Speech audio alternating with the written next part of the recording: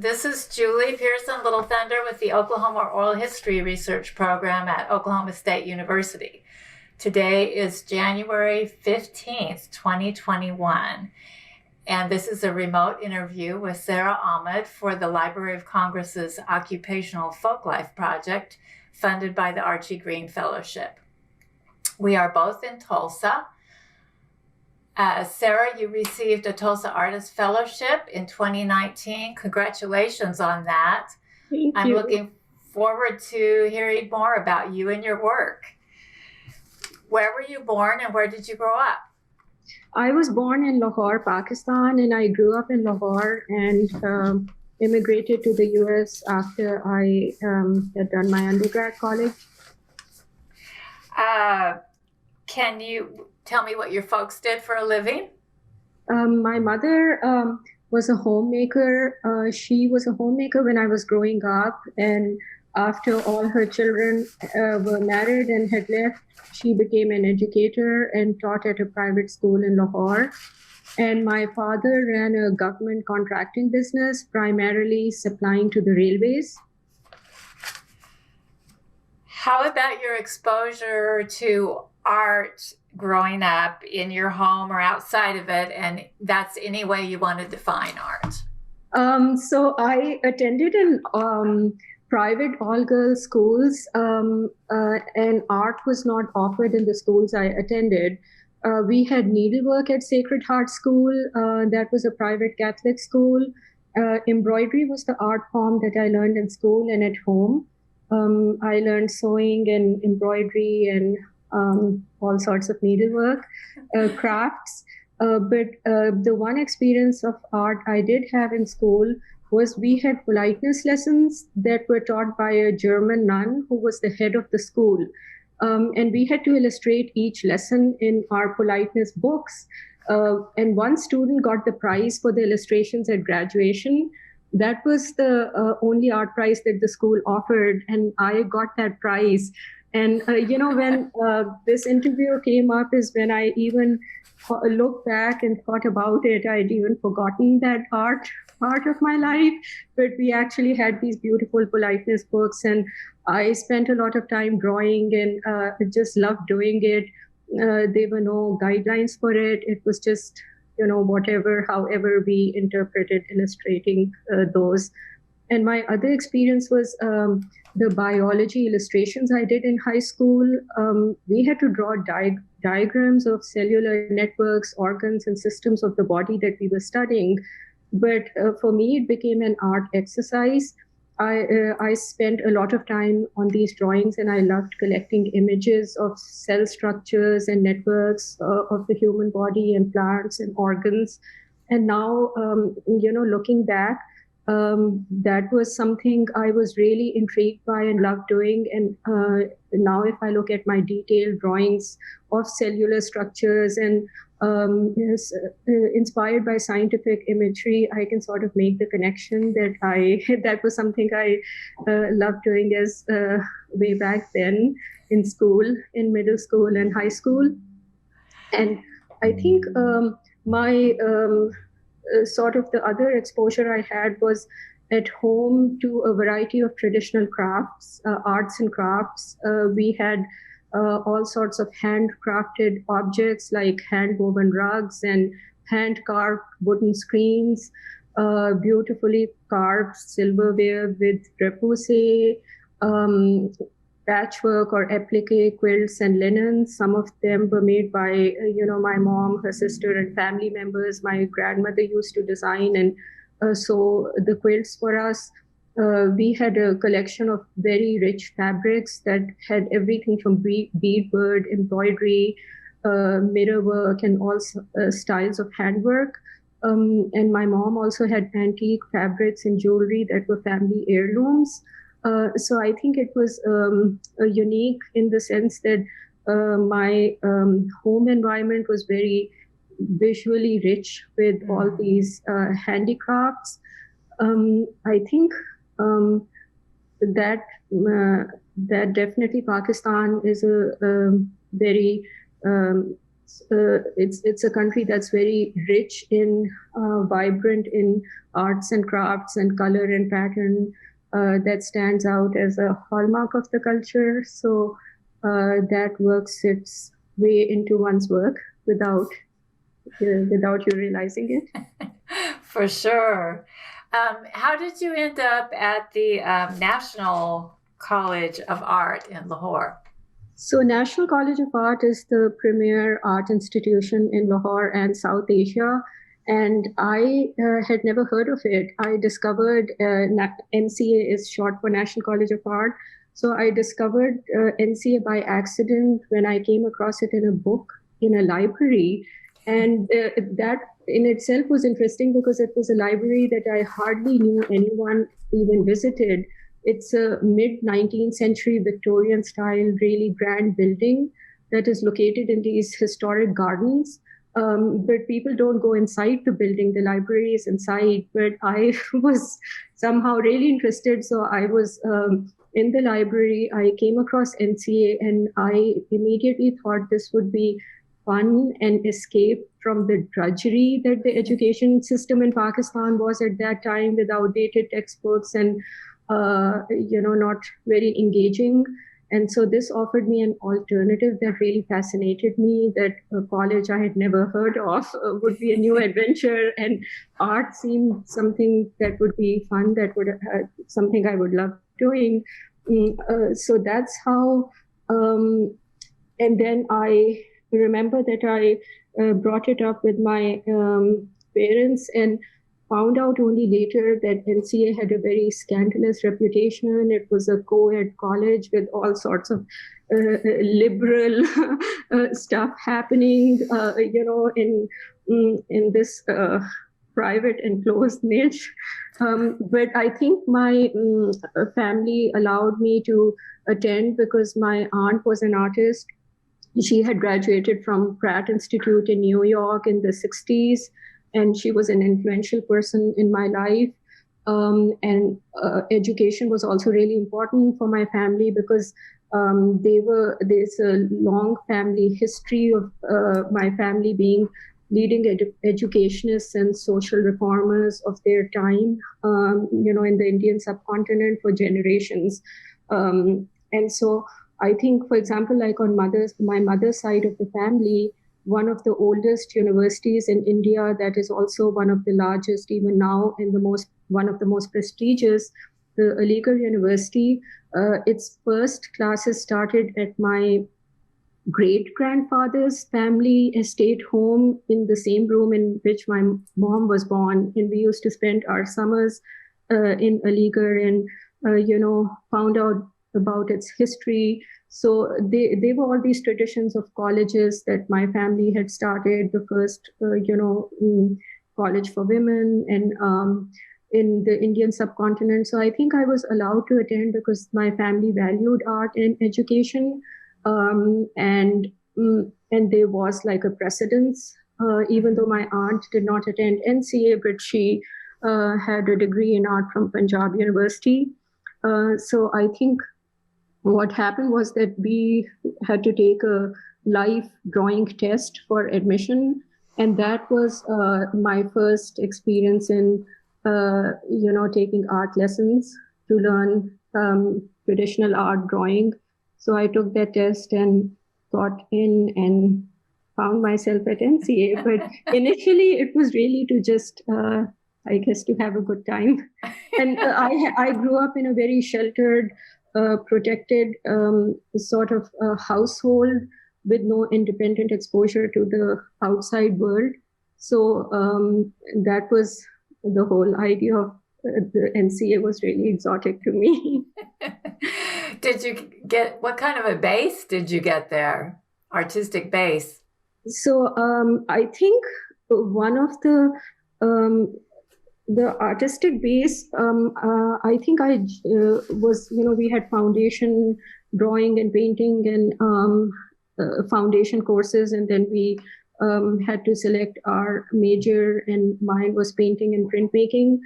So it was a 4-year degree with art making as the main sort of foundation or focus. And so I think one of the biggest impacts of that degree, I think, was the exposure to a different world, life, people, ideologies that I did not have at home because it was a very protected, sheltered upbringing. And in college, I not only did I love making art, but the work took me to explore the city in a different way that was not accessible to me before. For art making, exploring resources and getting things made, I was suddenly exploring parts of the city I had never seen before, or experienced, or would not find myself in if it hadn't been for the art degree.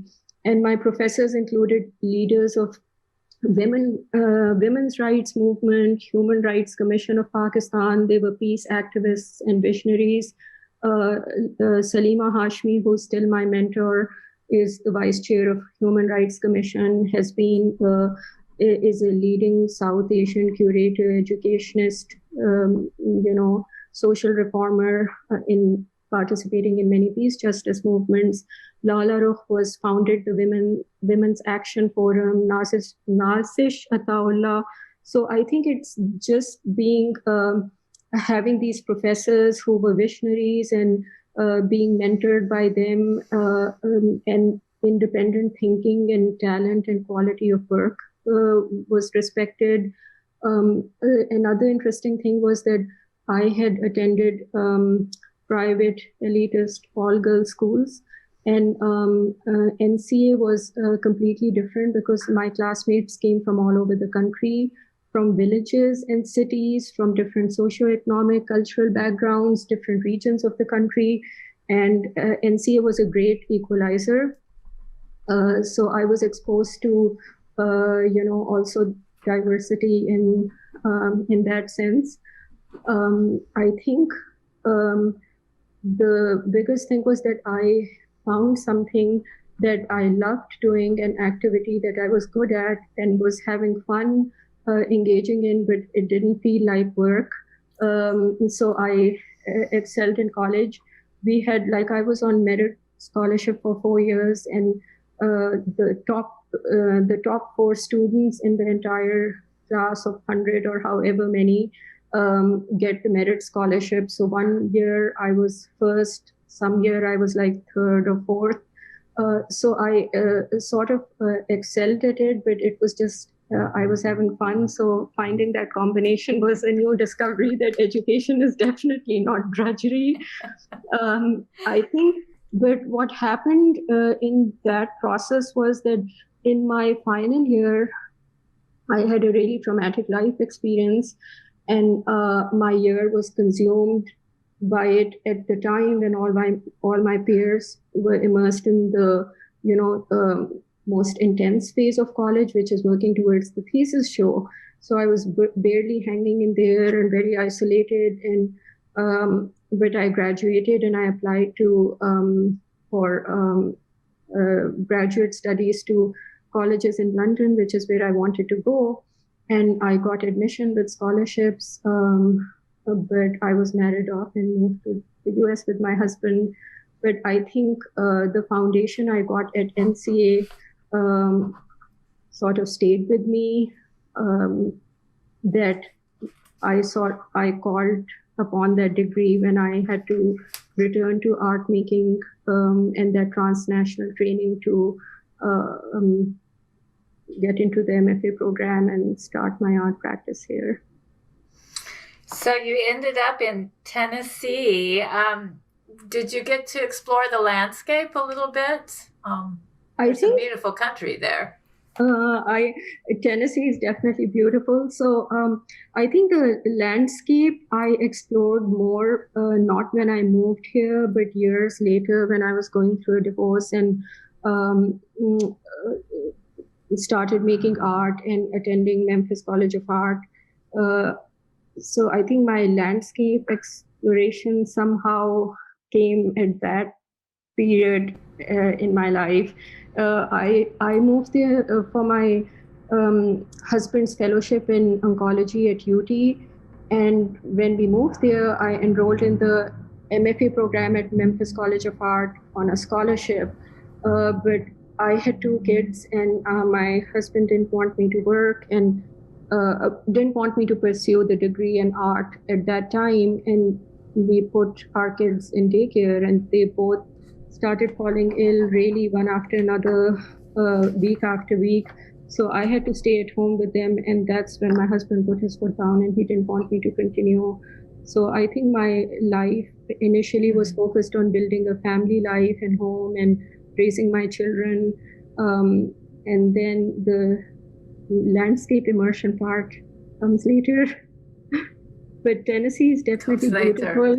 Well, Tennessee is so beautiful. When we lived in Memphis, I feel like when I moved to Tulsa, I had the trees, what I call the trees deprivation, because Memphis feels like it's carved out of the woods. There are beautiful trees everywhere. And in downtown here, I'm surrounded by concrete. So I had to find places in Tulsa where I could go and find a sort of that experience. Well, you do describe a moment in some of your interviews where art found you, and I wondered if you could talk about that. So I think I was going through a divorce, and my divorce took 8 years. So it was a very traumatic period in my life. And when my children had their first overnight weekend visitation with their dad when we were separated, that was when I found myself alone for the first time in life, something I had not experienced because I grew up in a joint family in Pakistan in a household full of people, and had been a full-time mom. I hadn't been away from my children ever, except for literally 2 days when I was on a family trip with my mom. So I was alone, and my uncle, who lives in Rhode Island, he just challenged me to create a painting because he said, now you have the time and no one around to sort of like tell me what to do. So that is what I did that weekend. And I was surprised to find that I could still paint and draw after all those years. And more than that, how my life struggles could find expression in the work in a really beautiful way. Because the paintings I created during those first few weekends, it showed me that even when I'm at my lowest lows in life, really depressed and broken, I could create something beautiful out of it. So it was a moment of almost like a moment of awe that my life's meaning and purpose had been up until then through home, family, kids, and without that, I wouldn't have an identity. And this early work reminded me that I had a purpose beyond that role, and there was something I wanted to explore and continue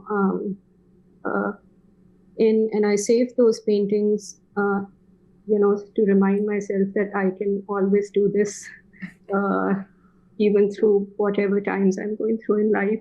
So I think that was a moment really, especially that when I went back to art. That's so cool. So when you do get into graduate work in art, what kinds of subject matter are you exploring when you first start your graduate work? When I first started graduate school, that was actually the most intense period of my divorce litigation. I was almost full-time going through that. And my husband was descending into schizophrenia, and I had to literally save my children's well-being, education. And so I think all at the same time, all these things were happening, and I had all these other responsibilities and barely making it to graduate school for, studio work or classes. So my graduate school, Memphis College of Art, is located in the Overton Park. Mm-hmm.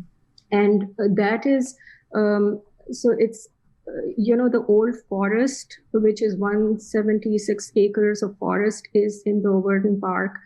And so I was really broken and going through a lot of trauma. And I went for walks in the forest, and it just happened, really organically. And I found this space for sort of refuge. And a lot of my work started,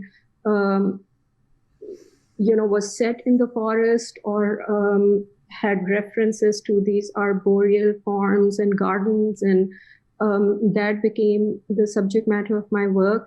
But also in terms of the materials I was using, in 2012, I had these beautiful screens carved in Islamic geometric patterns on one of my trips back to Pakistan.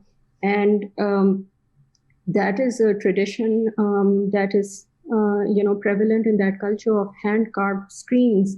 And so I brought them back with me, and I had all these ideas of making beautiful artwork with it. But I had these screens with me when I started graduate school in 2013. And what I did was, because I think my life was so broken and I could not connect with making artwork the way I had envisioned, so I broke the screens and randomly cut them up into pieces. And then I had a heap of broken pieces on the floor that was just like a reflection of my life, that felt like a heap of broken pieces that I was getting buried in. So I started reassembling those screens and making structures out of it that became installations. And in that first semester, I made something like eight different installations. Wow. From the same set of screens that I broke, assembled, reassembled, reconfigured, painted, cut them up in different combinations.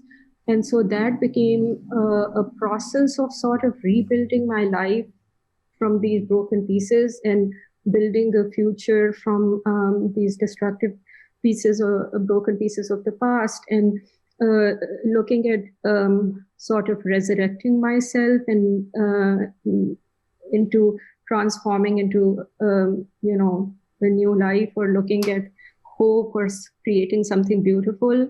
So I think all my life experiences sort of like juxtaposed with my time spent in the forest. And the other experience I had was my graduate studio and later my apartment were 2 blocks from the Mississippi River. And so I started going for river walks for sunset views. And I discovered how these gorgeous panoramic sunsets on the river that I had never seen before, this 180 degrees of sunsets, because I lived in a city. And on the other side of Mississippi is Arkansas, that is swamp land. So nothing is built there. So you see the sunsets with this unimpeded view. So that became my sort of other escape, sky gazing, even going at night and just looking at the night sky and clouds, and taking tons of pictures of sunsets and clouds. And when I came back to my studio, I was working with the screen carvings. And so I started combining these painted cloud shapes with screen carvings, and that became my seminal piece of immersive installation, the Groundless series that came about, that later traveled nationally and internationally. But I think clouds became a metaphor for transcending these difficult trauma and loss and upheavals of life into this space of my own, or creating a beautiful space where I could exist, and sort of a metaphor for freedom and blurring boundaries, because clouds are liminal, just like screen carvings. The perforated nature of the material, they blur boundaries and are in between spaces and mediate light and shadows. And so all those juxtapositions, and commonalities between these two completely different structures, and, how my identity sort of flowed into all that work. So it's a confluence of many disparate elements that come together in that work. But the landscape of Tennessee and the place sort of became the inspiration for my work. And I discovered accidentally the healing power of nature, which is what kept me, made me keep going back to it. So it's not just the visual beauty and wonder and awe at, this the beautiful landscape, but it's also the energy, the healing energy that you feel. You're in rhythm with creation, and especially in these solitary experiences in the woods, and when you're really immersed in nature, where that has not been it's a nature preserve that's not been sort of humans have not intervened with that space. And I think I then especially now after that seek out those experiences, because that became my refuge and a break for life, a place where I sort of can feel regenerated. So I think the impact of the landscape of Tennessee, other than, initially was like taking children to these beautiful lakes or parks, but later on it became much deeper. And my work in college at that time, sort of the period in college and graduate school was foundational, because I developed these themes that I've continued to work on ever since, the confluence of all these elements that came together, reconstructing fragments and looking to nature, natural phenomena, bringing together an interest in craft and non-traditional contemporary media into this very contemporary mode of art making that is this large-scale installation that came about really organically. And I think the innovation of that work is not evident now, because many artists are doing this work with screen carvings of Islamic geometric patterns. But at that time in 2012 and 2013, when I first started working with carved screens, there was no precedent. And it was just, the beauty of discovery and all. There was just like something really special about that experience. Yeah, how neat to know that you were one of the first to start working in that area. You also did some teaching. You did end up getting a teaching certificate and taught art for a little bit. What did you get from your teaching, or how did that impact your own artwork? So I love teaching, definitely, and I am a licensed art teacher for visual arts K through 12. So before teaching at the university, I taught at public schools for full time while I was going through the divorce. That's when my career and first job experiences and all that start. So I loved university teaching as well. My teaching experience, one thing that was interesting was, we lived in a small town in Tennessee, and while my children attended this all-white school that had endured many racist experiences, in the teaching community that the schools I taught at, the public schools, they were very welcoming and supportive. So I found a community and of people that is just completely different from the conservative sort of racist Tennessee experience we had.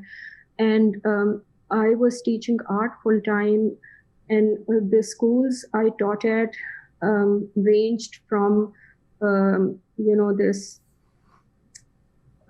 sort of I would say really well-ranked school that had a long waiting list, to the schools that were at risk with 80% students on free lunches, and those schools were almost majority of the student population and even staff, it was African American, and it exposed me to the ethnic disparities in the culture in a very direct way, and the disparities in resources where we lived and the schools my children attended. And my art supplies budget was less than $1 per child per school year. I had 1,200 students. And so I think I was immersed in that community, in a different culture. I was at the same time learning about all these societal sort of racial politics, and seeing it play out in these totally contrasting communities in the neighborhood where I lived, which was an affluent neighborhood, and the schools I taught had. And so I think it became really fulfilling for me to be able to provide these experience to these students, to teach art and see that all of them can discover themselves and find empowerment through art by creating works. They were winning prizes, and they felt confident about themselves, and it was just very fulfilling for me to take these students and see them go through this process. And then but at the same time, I was yearning to make my own work, and I knew that if I had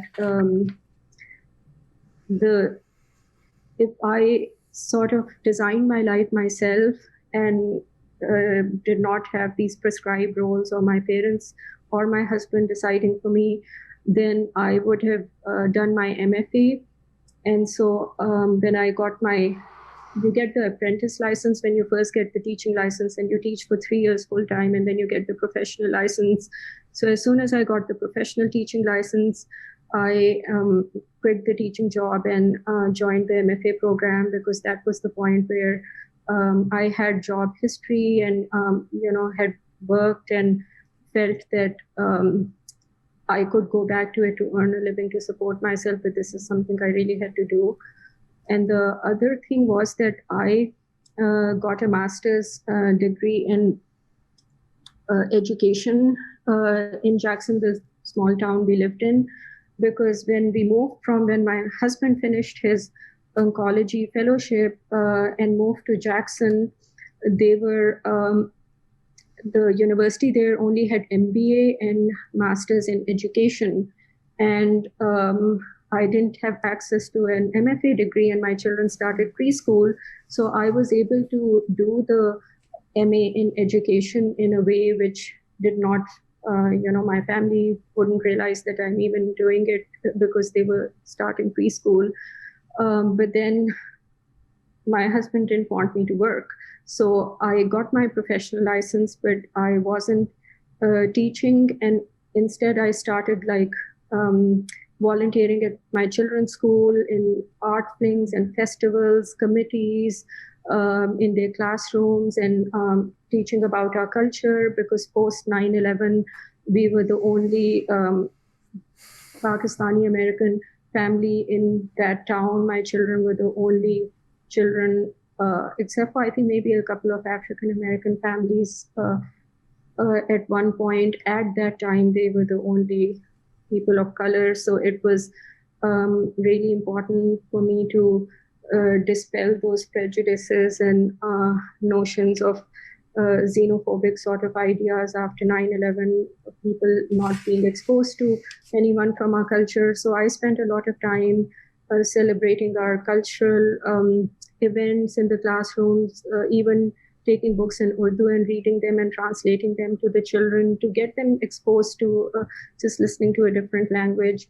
And so that's and then later on, it was my school teaching experience, and I did a lot of that, introducing, cultural artwork from different cultures in my classes. And then after my MFA, I did teach at the university. Actually, after my MFA, I did my MFA in 2000, finished and graduated in 2015. The same year I got divorced after 8 years. So I tried a number of different directions coming out of graduate school. I tried design, but was immediately turned off by the emphasis on monetizing everything. I taught in a number of venues. I loved teaching, but I realized that teaching was really time consuming starting out when you're trying to build an art practice. And I could not sustain an art practice while teaching starting out. And so finally, I decided that I was going to take the financial risk and make art full time. And that's what I started doing. And that's when I started doing a series of artist residencies and did my solo show in Pakistan, my group show in Pakistan, the show at United Arab Emirates. Did you go as well with your exhibit? Yeah, I actually made the work there, a lot of the work there, and had made some work here. So it's sort of made in both countries. So, and then after that, I came to Tulsa. Well, what was it like for you to get the Tulsa Artist Fellowship?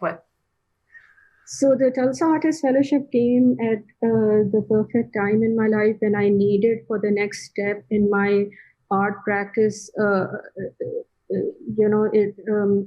to have the means and resources to continue on, because it provides the financial security, housing, studio, stipend. So it takes that, financial pressure off of you. And other than that, this was the first time I moved for myself, my life, and my career, because we lived in Connecticut and Virginia for my husband's practice and his, fellowship, residencies, all that. And this was a beautiful experience, because up here I found a community of artists. I found sort of another layer of my identity in this community. And it's not just the community of artists, but the diverse community. I had been in artist residencies and programs which were nearly all white. At my art college, for example, there were 2 Iranian Americans in my first semester and 2 African Americans in my last semester. And I was in college for 2.5 years. And so it was otherwise, like, it was all white, the same for most of my residencies. And so the Tulsa Artist Fellowship is predominantly actually more people of color than the other way around. And it's been really beautiful, because I've been exposed to the Native American community and artists from so many different backgrounds. And it's done wonders for me on many, many different levels. That I think, not in terms of these opportunities, but also in terms of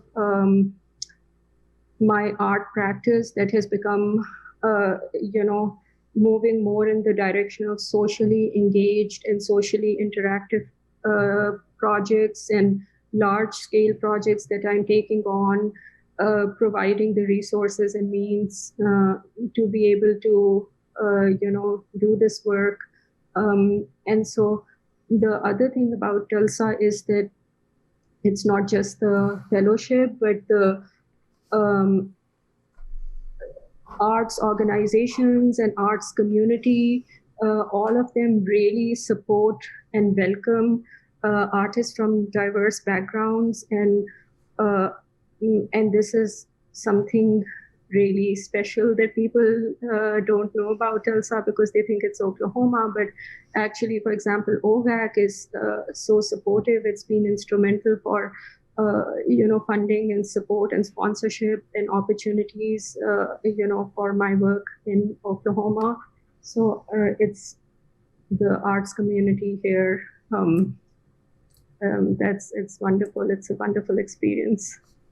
That's nice to hear. Yeah, you participated in the American Dream, project on the Greenwood Massacre project. And I loved what you did. Could you describe a little bit your project? Okay, your contribution to it? Okay, so the American Dream project is part of the Greenwood Art Project, and it's part of the Tulsa Race Massacre Centennial, the 1921 Tulsa Race Massacre. So when I moved here, I obviously realized that I'm living and working on not just the native land, but also the where the race massacre took place. And so I was really curious about the history and started attending a lot of events and meetings that were being hosted in town around the centennial and around these activities to educate myself about it.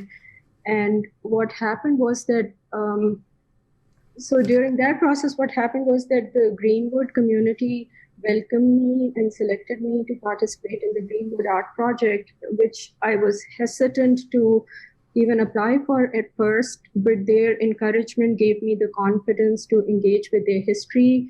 When, as an immigrant, one can often feel or be made to feel that one doesn't belong in these conversations, even if we are making our own histories in our adopted homes. We often feel that, but their support led me to also working on this project, led to my work evolving in the direction of making connections with common histories of white supremacy in South Asian Pakistani cultural history and the US history, and finding a place in the conversation through that.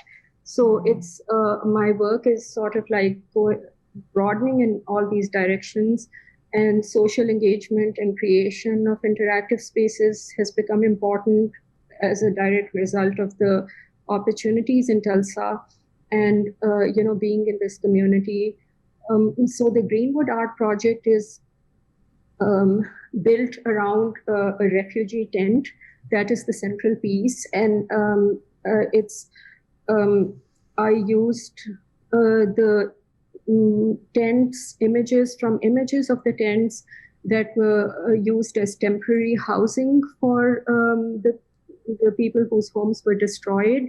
I modeled the tent sort of after that, so it's, you could say, a recreation of that tent. And it's going to be covered in marigold flowers, and it will be placed in a forest. But the inside of the tent is going to be filled with collages made from archival photographs of the massacre. And so I think when I look through these images of the Tulsa Race Massacre in my research, hundreds of images, refugee tents are a common sort of symbol or sign of destruction and displacement. And it was, to see the refugee tents on the land and homes on the, of the people on that people were made refugees on their own land and on their own homes, and how the home represents the American dream, and especially for immigrants, the idea that everyone has the opportunity to achieve that dream and build a life for themselves. And these people had built this successful life in community that was burned to ground by the white people in state-sponsored violence. And then looking at how this state-sponsored violence is still going on 100 years later. In Pakistan, it's been, the drone attacks have displaced millions of people, and the drone attacks actually target civilians as well as children. The people have been rendered homeless, and I was really familiar with the images that when looking at the Tulsa Race Massacre images, it struck me that these are images that I still see, coming out of Pakistan, of destruction. And even though they are natural causes of destruction as well, like earthquakes and floods, but the state-sponsored violence also plays a big part in it. And so I wanted to use the refugee tent, but having gone through trauma myself, I know how it affects your health and even your DNA, how the DNA expresses its intergenerational trauma that is passed on.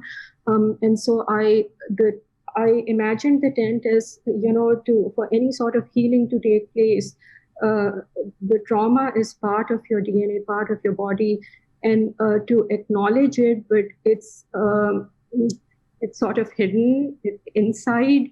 You could be leading a successful life, but still going through the stages of healing from trauma.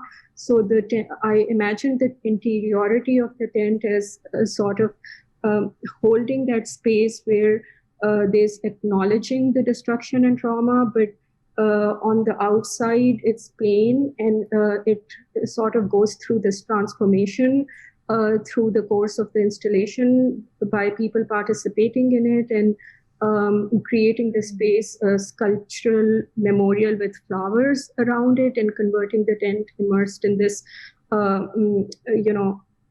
space. And I initially, my project was different, but what happened was that the quarantine started, COVID started, and literally for nearly 10, 11 months, I've been mostly in quarantine, other than obviously emergency necessary travel and some work, but working from home. And the forest that is in the Oxley Nature Center, I started going for walks there with another fellow from the fellowship, and that became my refuge. So I found that space as, that became a ritual. And just like in Memphis, that was a space of comfort for me and a space of respite and regeneration. And so a lot of my projects started evolving from that experience, collaborative works with the other fellow, but also when I was looking at how to sort of adapt the Greenwood project, for an outdoor installation that doesn't have to be made inside, I decided to, after conversations with the lead artist, to actually do the installation in that nature preserve where I'm going for my walks, and converting the nature preserve into the whole space of the nature preserve into sculptural memorials along the trails. And so so now I was researching fire bombs and images of fire bombs. And what immediately struck me was how the fire bombs visually, the shape resembles the marigold flowers, even the color with the reds and oranges and, the colors and the shape. But the marigold flowers have a rich, are very rich and kind of graphically rich. Because they, not just in South Asia, but they are used in funeral processions. They originated in Mexico in the Day of the Dead, for the Day of the Dead celebrations. And it's called Mary's Gold because marigold comes from the name Mary's Gold, because they were used as offerings in altars in place of gold coins. And so there's a history of the flower being used across cultures all over the world in these liminal moments of transition, but also like death and funerals, but also in weddings in Pakistan and South Asia. It's associated with, weddings and festivals. So, which is also like this moment of transition in life. So I looked at the liminality and how it represented, all these dualities, but also it was a symbol of renewal, and in a very beautiful way. So I think it has all these like layers of meanings, and the whole, history of flowers being used to commemorate acts of warfare. So I thought that I will use the marigold flowers to, build the sculptures with flowers in the woods and have people participate in the process, so they convert the space as in enacting that, create a space of healing where people are participating in creating it over the course of time. So that's sort of how the project evolved. I can go into more details, but I think that's a lot. But I think it's really, it's the first time that I am taking on like working with natural materials, working out in nature directly, like creating the installations and collaborative projects of this nature. No, it sounds wonderful, but it is not. This is conceptual, right? You're in the conceptual stages of doing this right now. No, actually, I have the tent has been made. I've created. Okay. I've created the collages, designed them digitally. Tulsa Historic Society and Museum, gave me permission to use their archival photographs for the project, and so that is courtesy of the Tulsa Historical Society. Right. And I printed the collages on fabric to line the interior of the tent, and I'm at this point trying to work out a process of how to stitch those panels on the tent. And Right. and I was so I had been researching flowers and getting fresh flowers, and so to skip through this part. So I was in Pakistan for almost 2 months because my dad was critically ill and fell in. So I had to travel to visit family, but I also had to be working on this project. So while I was researching the flowers, there were like lots of issues of, making such a huge installation with real flowers. What if something goes wrong and the flowers kind of like don't arrive or wither, and this has to take place. So I thought that I'll make fabric flowers to use in combination with real flowers. And I was in Pakistan, so I started researching fabrics and trying prototypes and making flowers. And I work with an NGO that provides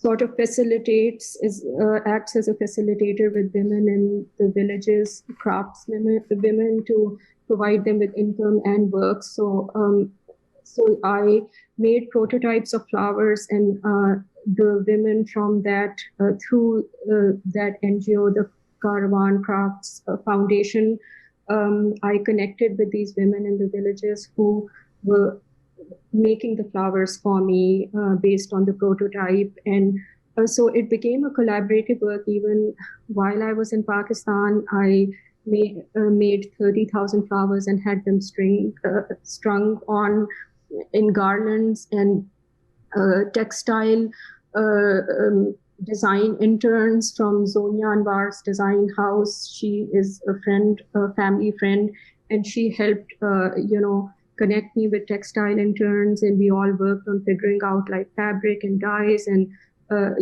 temperature and what will last, and starching it and the whole process and putting it together.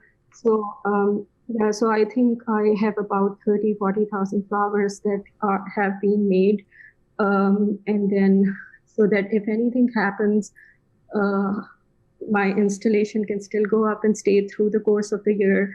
But we are also going to use fresh flowers in combination with that. So it's not conceptual at this point, and it's like very much in the process of being made at this time.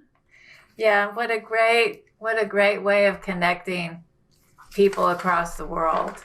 Yeah, I think because when I visit my family in Pakistan, if I'm there for 1 month or 6 weeks, I work there as well. And so it's really my practice is transnational, not just conceptually, but also literally in the use of resources and making work and ideas back and forth that travel with me and all of that.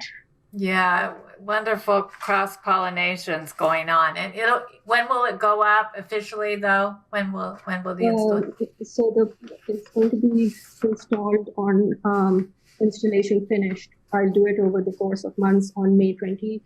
Okay. So it's slated to open on May 31st, which is the opening reception for the Greenwood Art Project. Okay. So, it's hard to talk about East-West views. I mean, it's just so limiting, that vocabulary that we have to talk about different perceptions of art. But I wonder if you can talk a little bit about some of those different cultural approaches to art that you have in your home, you grew up around, that you encountered here, and how they've come together or enriched each other or created new spaces. I think my work really, the influences, there's a confluence of cross-pollination, as you said, confluence of influences, aesthetic traditions, crafts, and combination of all of that. We're talking about, the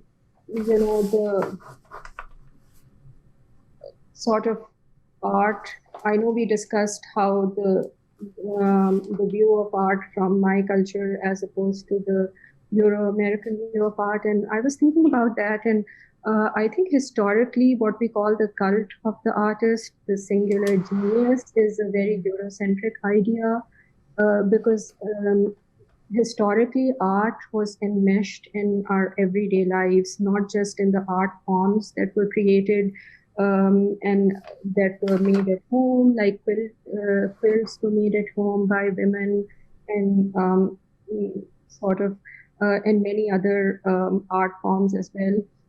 But I think in my family experience, and also I think in the broader cultural experience, aesthetics is a way of life, really enmeshed in everyday life. And I thought of this, and it's really interesting that even in everyday life, when we talk about it, it's not just making art forms, but how we are inhabiting spaces and moving through spaces. Because the example that comes to my mind is like, and this is very recent, I was visiting my aunt, I'm peeling an apple, and she would say that you're messing it up. It has to be done elegantly and in this sort of like create this pattern. So even the act of peeling an apple, you are creating a pattern and shapes in the way you do it. And my daughter is visiting, and the other day I was telling her, you are loading the dishwasher in this messy way. How you come from this family and you have to do everything elegantly, and it's an art form how you load the dishwasher and create all these patterns with dishes that line up in a certain order. So I think it's just sort of like really our everyday conversation. Like my son would say, I made the bed your way. It's a different way that is not expected. Or when he goes back and visits like, his grandmother, even my aunt, it's that way. It has to be done because everything is, I think elegantly is a word that is used a lot, but also literally, aesthetically, the crafting patterns and through all the acts that you do. So I think that is really interesting, that the concept is not art as as a commodity or an object, but it's the art of daily living, as well as the crafts that are practiced as part of daily life. Like my grandmother used to make applique quilts and design them for us, and at our home. And so you would not think of that as an art form, but it's a very beautiful art form with a lot of skill that goes into it. We all learn to do embroidery and just many activities and skills that we learn along the way. So I think also the contemporary artists nowadays, it's a global tradition that art is commodified, and it's the Euro-American view sort of like has become, the art world has embraced on a global scale. But I think culturally and historically, the emphasis was not on individual artists, but more on communal work, and art was created more collaboratively. And on the other hand, when I go back to Pakistan, a lot of aesthetic traditions, are enmeshed in my work and sort of combined with the Western aesthetic traditions into this unique hybrid. For example, on one of my trips back when I was in graduate school, I traveled to Multan and OOHRP to photograph and visit Sufi shrines. That area in Pakistan has the biggest concentration of Sufi shrines of Sufi saints.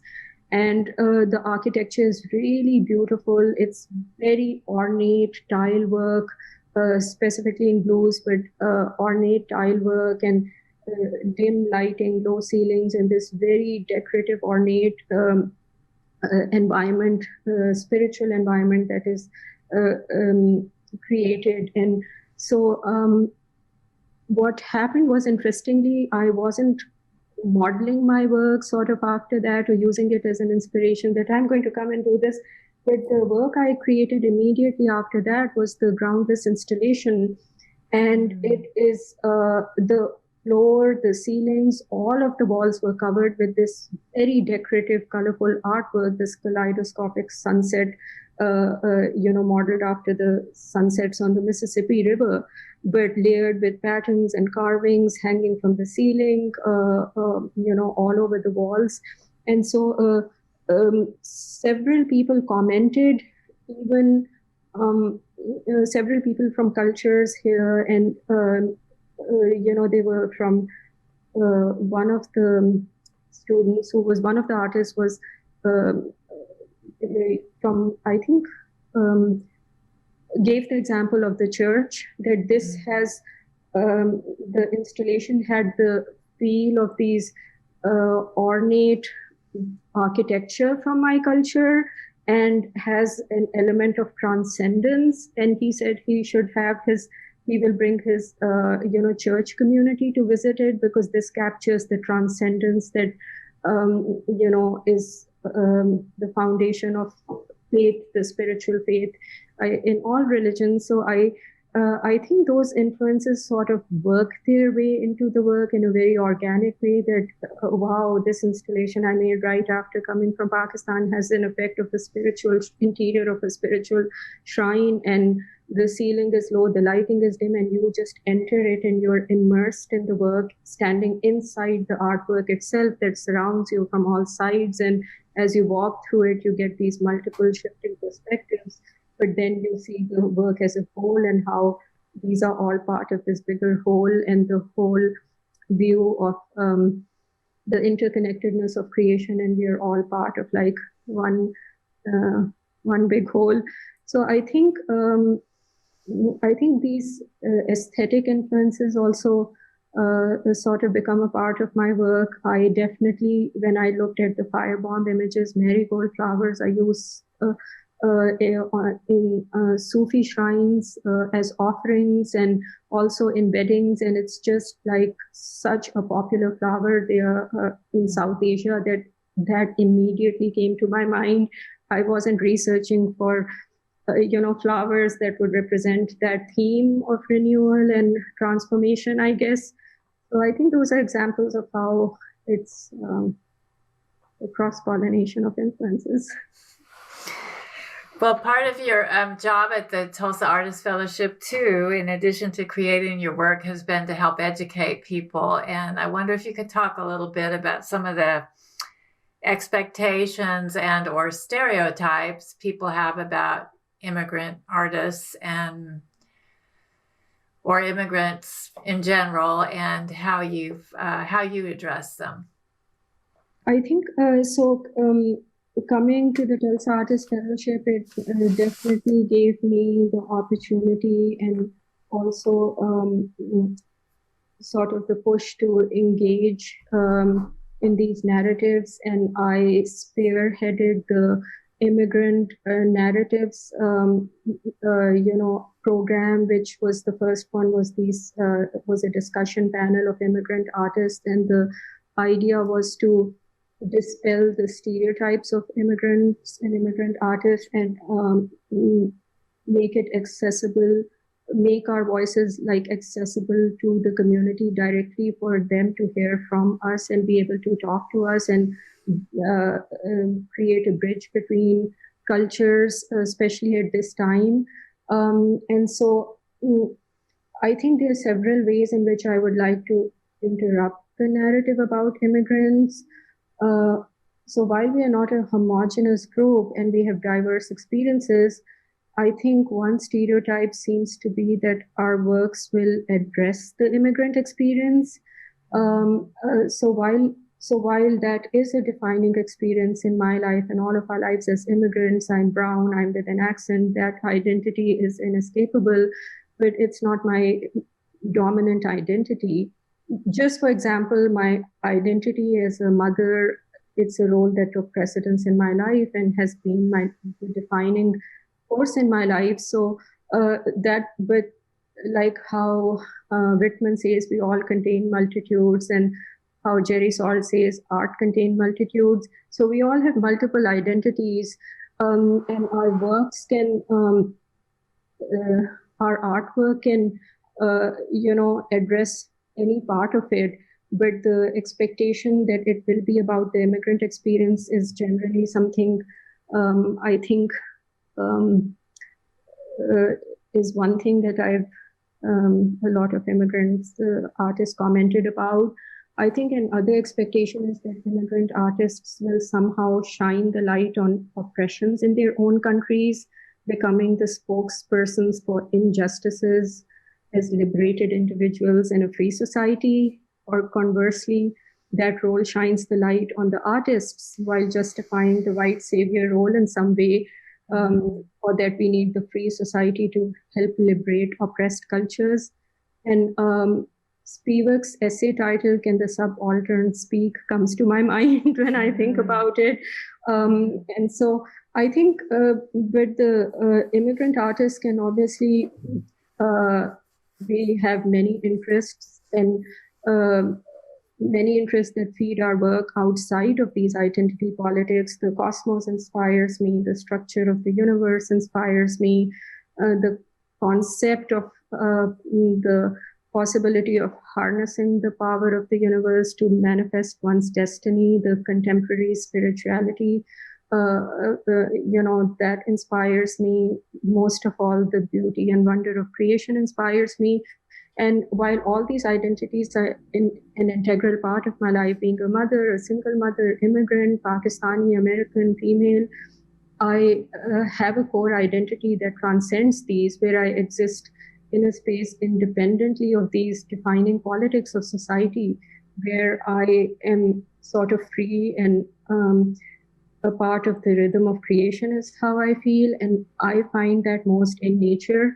So it's a place where I belong the most in a way in the non-human world, because it's outside of all these labels and you are free in a different way.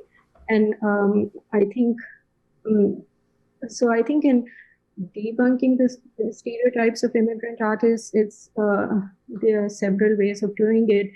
And the programming series was one to have the opportunity to dispel some of these stereotypes, and for community members to talk to us directly or hear our voices. And I think another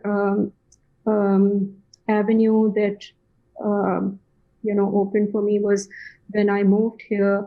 Philbrook was having the Islamic World, Wondrous Islamic World, the exhibition of objects from the Islamic world. So they invited me to share object stories, which was a very interesting idea, because they asked me that objects in the exhibition, if I can write about them from my sort of point of view as an artist, but also from my culture, and a lot of, how they're used in my culture, because a lot of objects, these art objects, are like are part of our part of our culture, in terms of, even though they are art objects, they are part of everyday use, like silverware and wood carvings, and so there were a lot of objects I saw in the show that we use in our homes. And so I talked about those stories, and they invited me to give talks to the audiences, to talk about different parts of the exhibition and how I connected with it. So I think talking about the Islamic culture and the art of the Islamic culture, as well as about the immigrant culture. So definitely the fellowship provided me with these opportunities and avenues to sort of expand those conversations. That is another beautiful thing that the Tulsa Artist Fellowship focuses on. Well, I think maybe we'll end up with one final question here, and I love the beauty and thoughtfulness of your art, and you speak and write very eloquently about it, in addition to making this eloquent work. And you've talked a little bit in other interviews about Islamic art, the roots of Islamic art, and how it's interconnected with natural patterns in the natural world. And I wonder if you could just, the geometric designs, in fact, come from a specific, specific understanding and place. Yes, so that is true because my work explores, universal pattern that recurs in nature, the human body, the cosmos, as well as juxtaposed with the Islamic geometric patterns, and that is both for thematic philosophical reasons, the foundational framework for my work, because I'm looking at the underlying sort of unity of creation or the cosmic interconnectedness through an investigation of pattern. For example, in the Fractured Cosmos and some of the other works, I have used the neural networks from the human brain, which are sort of almost identical wouldn't be the appropriate word, but appear identical to the cosmic web networks. So the scientists have put images of both side by side to show how indistinguishable they may appear, and how the the fundamental structure of the universe, the cosmic web, the structure of galaxies, and how they're arranged is so similar to the structure of the networks in the human brain.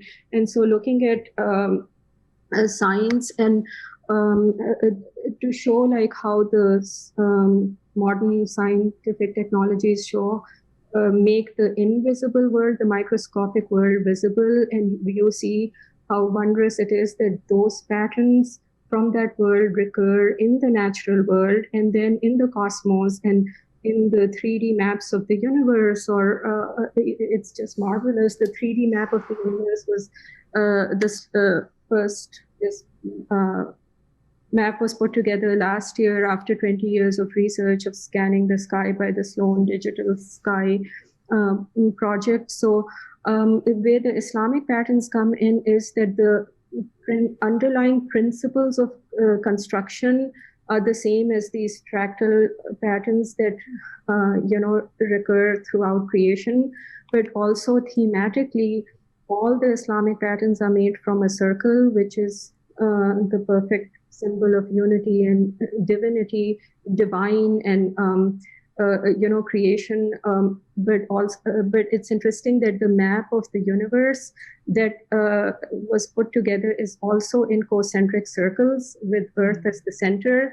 And so the circle is a symbol, and the Islamic patterns are created by multiple divisions of these circles into polygons that are then infinitely repeated. And all the patterns are created, hundreds of patterns are created this way. And so they symbolize the infinity through the continuous repetition, harmony, unity, the divine. And basically, historically also, when they were used in architecture as screens that represented dissolution of the material surface, so it represents the spiritual within the material.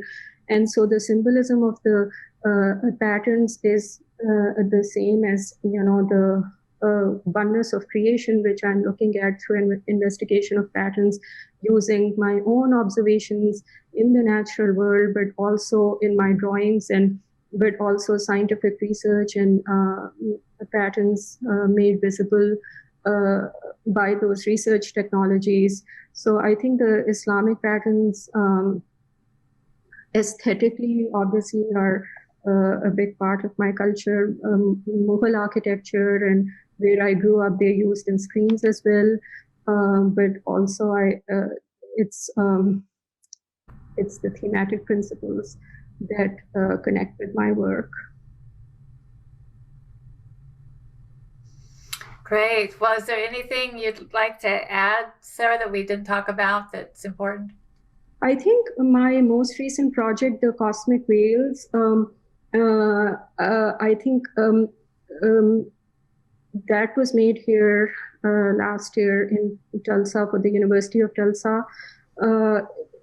that unifies a number of these strands that recurring themes in my work: destruction and resurrection, or creating something beautiful out of fragmented wreckage or broken pieces of destruction, but also the notions of wailing, because that have recurred in my work, such as in the Bowl series of the women in the woods. And the wailing I'm looking at, the concept of wailing I'm looking at is in terms of an unveiling of identity and finding one's voice, because I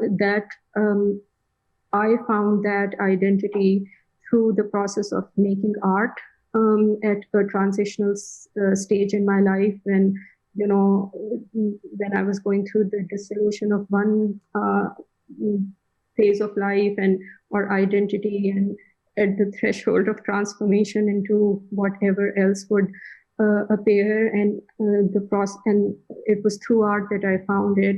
And so the unveiling of identity in that sense, and also creating an immersive site-specific installation where the patterns are used in sort of layers as the way they grow in nature or natural phenomena. But Cosmic Whales is a culmination of work, years of sort of research and ideas put together that came about in this fellowship.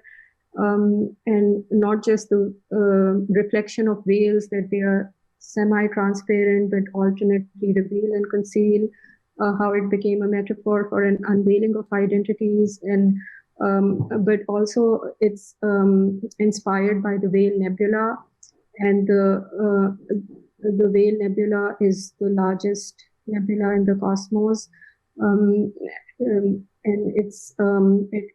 it was created by the massive destruction or explosion of a star, and it looks like these luminous whales floating in space, these meandering filaments in these magenta and pinks and blues.